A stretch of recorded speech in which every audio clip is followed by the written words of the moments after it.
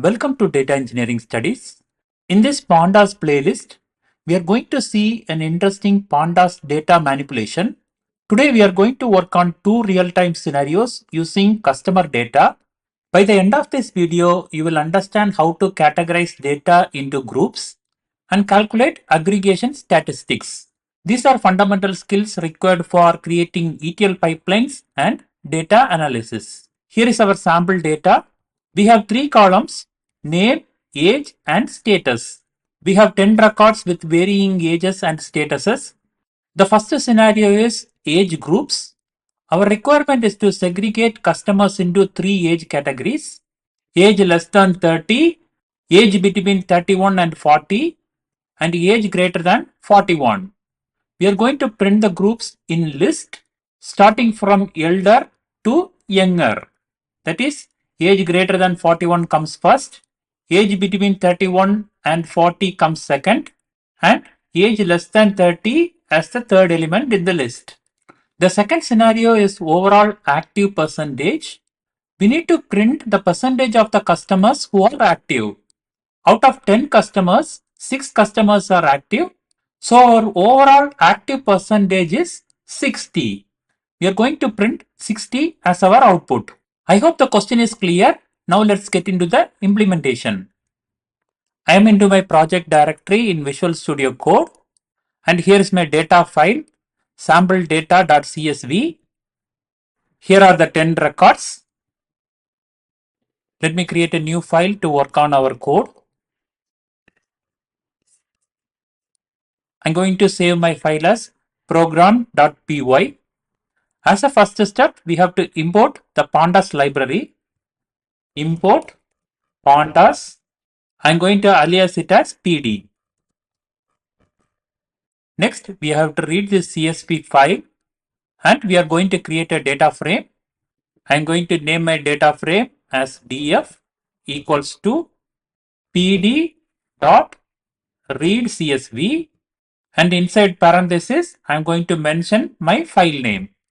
My file name is sample data. Using the Pandas library, we are going to read the CSV file and we are going to create a data frame. Let me print this data frame. Let me run till this point and see if the data frame is getting created. Python 3 program.py. We see that the data frame got created and we have three columns: name, age, and status. Now let's work on the first scenario, age grouping. From the data frame def, I need the column age that are less than or equal to 30. Let me print till this point and see what is the result. Print.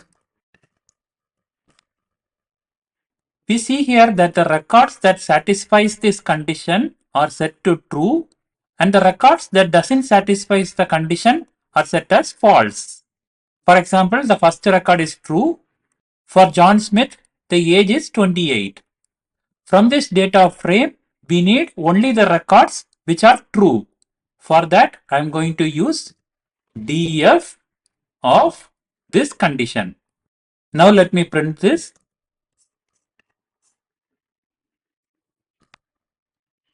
We got all the fields of the record that satisfies this condition. In other words, all the records that are true. We need only the count, so I am going to use length function. Now let me print it.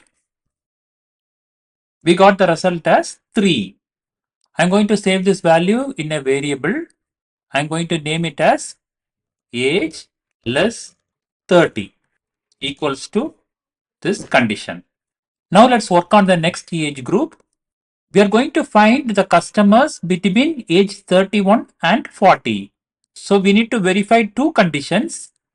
In order to do that, we have to use ampersand symbol. The age greater than or equal to 31 and age less than or equal to 40. Let's print till this point and see what is the result. We got an error. Let me remove this data frame. We have two conditions, age greater than 31 and age less than or equal to 40. Now let's run it.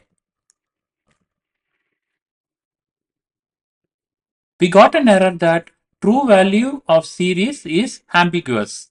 If there are two conditions, we need to distinguish with parentheses. Let's do that. We have to distinguish this condition with one parenthesis and the next condition with another parenthesis. Now let me run it. Now the record that satisfies both these conditions are set to true. For example, the second record is set to true. Let's verify. For Sarah, the age is 35, which is between 31 and 40. From my DF data frame, I need only the records which are set as true. In order to do that, I'm going to use DF of this condition. Now let me run it. From the data frame, we got the customers between age 31 and 40. I'm going to save this in a variable age 31 to 40. This is my variable name. I need only the count, so I am going to use length. The third category is age greater than or equal to 41. In order to do that, I'm going to copy this line. These are age greater than 41. We need people with age greater than or equal to 41. Now we need to print all the age groups starting from elder to younger in a list. Print list of age greater than 41, comma, age between 31 and 40 and age less than 30.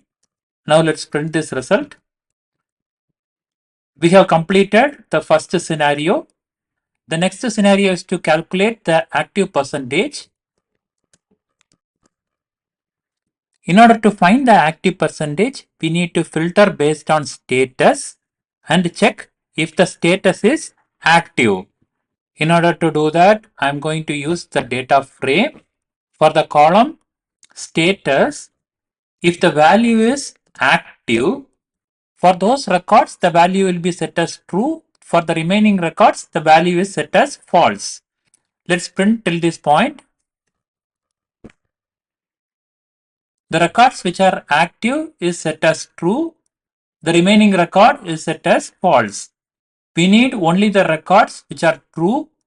In order to do that, I am going to use DF of this condition. Let me run till this point. We got all the 6 active records. We need only the count of all these records. So I am going to use length function and save this result in a variable total active equals to this condition. In order to calculate the percentage of active customer, we also need the total number of all the customers. So we will count all the records in the data frame, length of df. This I'm going to save it as total records. In order to calculate the percentage, I am going to divide the total active divided by total number of records. Let me implement that. Total active divided by total records. Let me print till this point. We got the result as 0.6. In order to convert this as percentage, we have to multiply by 100. Multiply by 100. Let me save this in a variable overall percentage equals to this condition. Now I am going to print the result. Print overall percentage. Now let's run the program. We got the overall percentage. We have implemented both the scenarios. If you find this helpful, please like the video and subscribe to the channel. Hit the notification bell so that you don't miss the next tutorial on group by operation. Drop a comment on what Pandas topics you would like to cover. Until then, I'll see you in the next video. Thank you.